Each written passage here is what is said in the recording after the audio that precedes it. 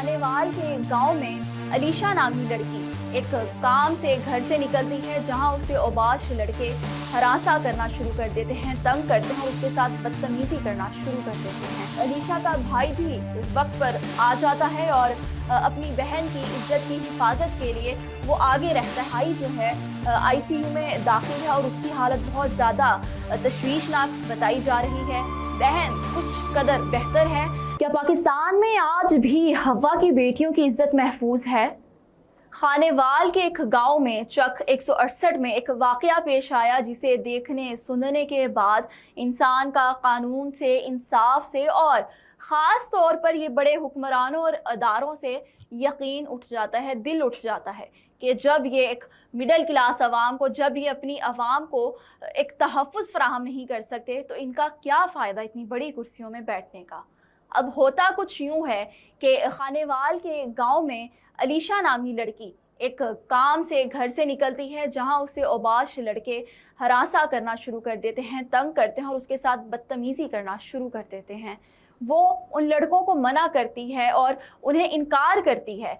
उसी दौरान उस अलीशा का भाई भी वक्त पर आ जाता है और अपनी बहन की इज्जत की हिफाजत के लिए वो आगे रहता है और उन लड़कों को सबक सिखाने की कोशिश करता है। लेकिन यहाँ एक भाई अपनी बहन की इज्जत की हिफाजत करते करते आईसीयू में पहुँच गया। होता ये है कि जब वो अपनी बहन की हिफाजत कर रहा था, तो वो औबाश लड़के उस बहन और भाई को छुरियों से वार करते हैं। छुरियों से उनको इस कदर मारते हैं, इस कदर बेरहमी से उनके ऊपर वार करते हैं कि वो दोनों बहन भाई लहू लुहान हो जाते हैं। जिस्म का कोई ऐसा हिस्सा नहीं होगा जहां उन्हें छुरी का वार ना किया गया हो। लेकिन मसला ये है कि हमारे जो हुक्मरान हैं, उन्होंने इसके ऊपर कोई एक्शन नहीं लिया। हमारे जो पुलिस के अदारे हैं, पुलिस ने भी इसके ऊपर कोई एक्शन नहीं लिया। वो मुल्ज़िमान अभी भी, वो औबाश लड़के जो हैं, वो अभी भी बाहर खुल्लम खुल्ला फिर रहे हैं, किसी और नई लड़की को तंग कर रहे होंगे और उनकी अभी तक ना गिरफ्तारी हुई है और ना ही कोई मुकदमा दर्ज किया गया है।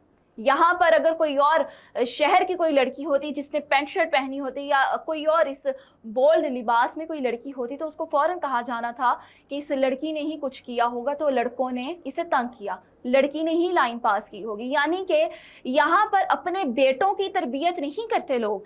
बेटियों को बात करते वक्त, उन पर बहतान लगाते वक्त एक लफ्ज़ भी नहीं सोचते।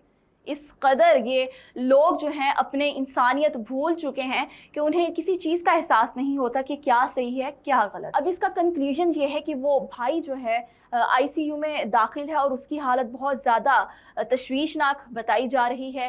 बहन कुछ कदर बेहतर है, लेकिन उस शख्स की, उस भाई की जो हालत है वो बहुत ज़्यादा ख़राब है और दुआओं की अपील की गई है।